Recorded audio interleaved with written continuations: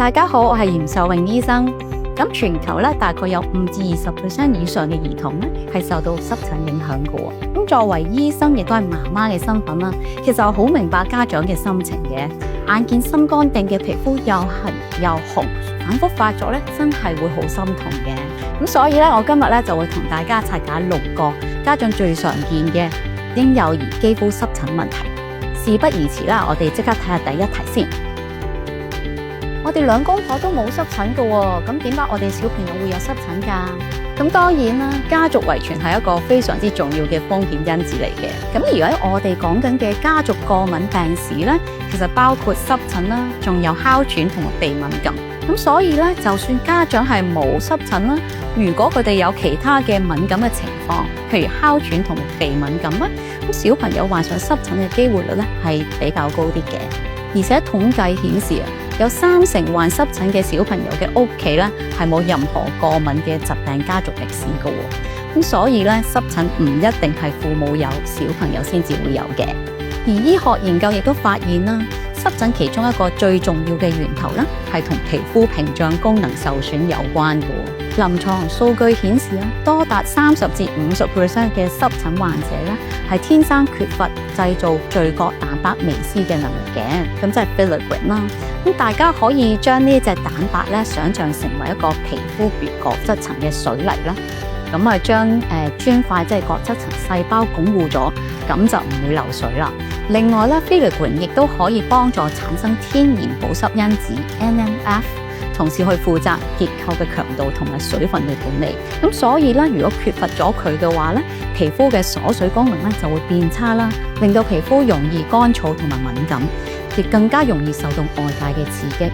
要改善呢個問題咧，其實家長可以幫小朋友選擇護膚品嘅時候咧，考慮選擇一啲含有聚角蛋白微絲降解物嘅醫學級配方，加強翻皮膚嘅屏障啦同埋鎖水嘅功能。咁跟住嚟到第2題問題咯。咁呢題問題咧，亦都係好多家長會問我嘅喎。咁就係咧，濕疹係咪要戒口啊？係咪因為食咗啲乜嘢敏感咧？好多家長一聽到濕疹咧，第一個反應就係咪食錯嘢？需唔需要戒口啊？咁其實咧，食物誘發嘅濕疹嘅發生機會率係比較低啲嘅。咁除非真係發覺有啲某啲食物食完之後即刻有敏感嘅症狀啦，咁否則咧都唔應該亂戒口嘅。咁因為小朋友正處於個發育嘅黃金期啦，均衡同埋充足嘅營養係非常之重要嘅喎。而且戒口戒得太清嘅話咧，亦都會對生活質素啦同埋社交活動會造成負面影響啦，咁從而加重咗患者同埋照顧者嘅焦慮情緒。咁反而咧應該做好一個日常嘅護理啦、皮膚嘅保濕啦，建立好外在嘅屏障，往往咧比盲目戒口咧更加有效率嘅。好，咁而家嚟到第3題咯。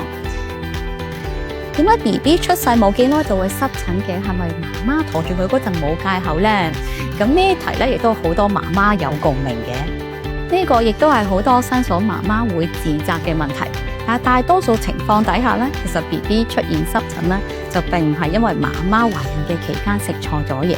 初生 BB 嘅皮膚咧，比成年人咧係薄20至30% 嘅，咁啊比較容易流失水分啦，而且皮膚屏障同埋免疫系統咧，亦都未完全成熟，所以咧對外界環境嘅刺激，例如天氣轉變啦、塵蟎咧係特別敏感嘅。咁如果加上之前提到嘅 filaggrin 嘅功能偏低嘅話咧，就更加容易出現乾燥啦同埋濕疹嘅情況。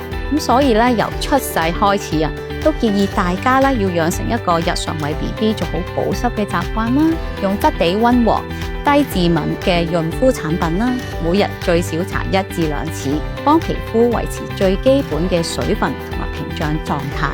咁另外啦，母乳餵哺咧，亦都已經證實咗可以減低患濕疹嘅風險嘅。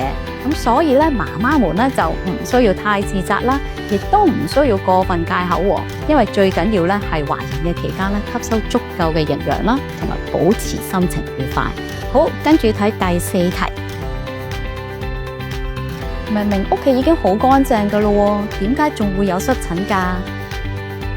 其實咧，濕疹同唔乾淨係冇直接關係嘅喎。咁相反啦，過度清潔、頻密消毒啦，又或者每日沖好多次熱水涼，反而有機會破壞咗皮膚表面嘅天然保護層啦，令到皮膚更加乾燥，更容易敏感。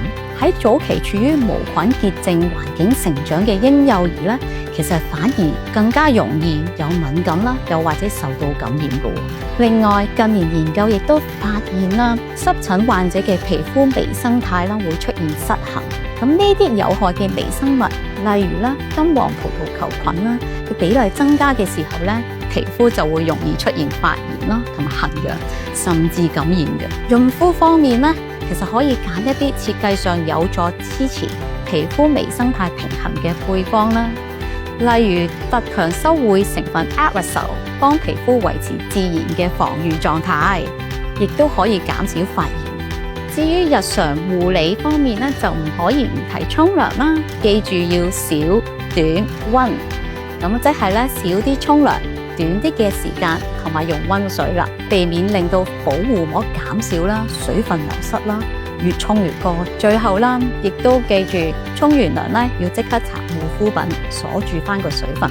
咁所以咧，有時過度清潔咧，反而未必係一件好事嘅。好，最後睇埋最後兩題問題啦。用得多類固醇係咪依賴咗㗎會？咁當小朋友嘅濕疹處於一個嚴重急性發炎嘅期間咧，醫生係會因應病情啦去處方合適強度同埋療程嘅類固醇藥膏，目的咧係想快啲將呢啲發炎啦止痕停住。咁家長最需要留意嘅咧，反而係唔好自行停藥，又或者亂用藥啦，因為長期反覆發炎咧，其實對身體嘅皮膚嘅影響係可能更加大嘅。一般嚟講啦，呢啲大家擔心嘅副作用，通常出現喺長期使用強度類固醇嘅病例嘅，而短期使用低強度類固醇咧，係比較少出現副作用嘅。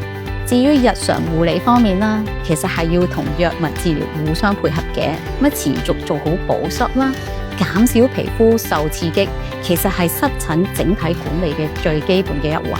以下咧就會教一教大家點樣去揀適合濕疹皮膚嘅護膚品啦。質地越厚身咧，其實越容易鎖到個水分啦。尤其係冬天同埋嚴重乾燥嘅時候啦，又或者沖完涼即刻用。咁而喺香港嘅夏天咧，特別係日頭啦，又濕又熱，其實咧用 cream 或者 lotion 咧就比較適合啦。另外咧，亦都要避免酒精成分嘅護膚品啦，因為佢哋容易刺激敏感嘅皮膚。至於 cream 嘅成分，可以揀一啲含有 ceramide 啦、甘油啦、燕麥膠體啦、透明質酸啦呢啲針對保濕功效嘅。其中醫學界亦都公認咗燕麥膠體係可以有效咁去舒緩翻皮膚因為乾燥而引起嘅痕癢同埋刺激嘅。日常持之以恆做好保濕，大大減低濕疹反覆發作嘅機會率啦。好，嚟到最後一題啦，亦都係好多人會有嘅迷思同埋經歷啦。係咪可以用金銀花沖涼或者浸浴呢？坊間有好多偏方啦，例如金銀花沖涼、各類嘅草藥浸浴等等。我明白家長其實係想嘗試全部嘅方法去幫小朋友，但係咧都要留意以下幾點。第一，呢啲做法咧，大部分缺乏足夠嘅臨床研究數據去支持啦，多數係經驗之談，而每個人嘅效果咧，亦都未必一樣嘅。咁我自己小朋友咧 BB 嘅時候咧，都有 BB 暗瘡啦。我媽咪同陪月姨咧，其實都有嘗試過用金銀花幫佢抹面。咁我小朋友當時咧係冇改善到嘅。第二啦，草藥本身咧可能含有未經標準化嘅成分啦、防腐劑啦，又或者潛在嘅刺激物，對於本身屏障已經受損嘅濕疹肌膚嚟講咧，反而可能增加咗刺激啦，又或者接觸性皮膚炎嘅風險。第三，自製浸浴水嘅溫度、濃度、衛生程度都好難去控制啦，對小朋友咧未必安全㗎喎，而浸浴亦都有機會咧越浸越乾，所以我哋建議係咧，如果可以確定來源同埋純天然啦，其實係可以局部小面積去嘗試嘅。浸浴咧就唔建議啦。其實日常護理選擇成分簡單，針對敏感同埋濕疹肌膚設計嘅產品，而如果情況比較嚴重又或者持續嘅話咧，就應該交俾醫生去評估之後再處理啦。希望今日嘅分享咧，幫到大家更加了解嬰幼兒肌膚同埋濕疹嘅日常護理。如果小朋友嘅皮膚反覆出現乾燥、痕癢又或者係發炎嘅話咧，咁就要快啲去揾醫生去評估啦，揾出一個最適合小朋友嘅護理同埋治療方案。